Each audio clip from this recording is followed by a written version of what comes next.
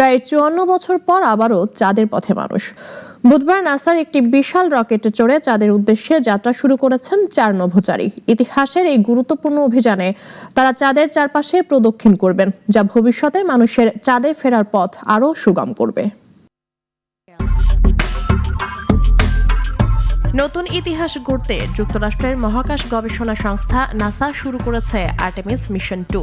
স্থানীয় সময় সন্ধ্যা প্রায় ৬টা ৩৫ ফ্লোরিডার কেনেডি স্পেস সেন্টার থেকে উৎক্ষেপণের সময় প্রচণ্ড গর্জনে আকাশ কাঁপিয়ে দেয় বিশাল কমলা সাদা রঙের রকেটটি।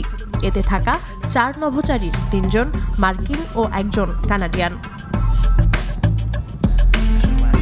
ফ্লোরিডার কেনেডি স্পেস সেন্টার থেকে বিশাল কমলা সাদা রকেটে করে ৪ নভোচারী যাত্রা করেন চাঁদের উদ্দেশ্যে।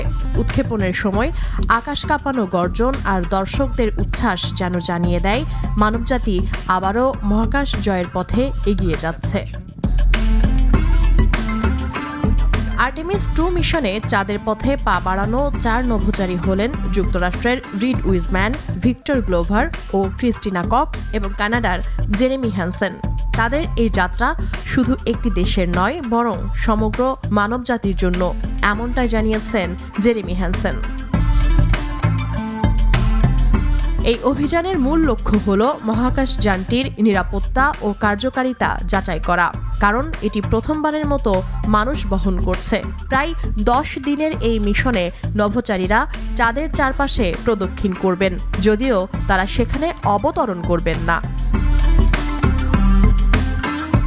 মিশনের সময় ডকিং সিমুলেশন সহ বিভিন্ন গুরুত্বপূর্ণ পরীক্ষা চালানো হবে, যাতে ভবিষ্যতে আরও বড় ও জটিল চন্দ্র অভিযানের পথ প্রশস্ত হয়।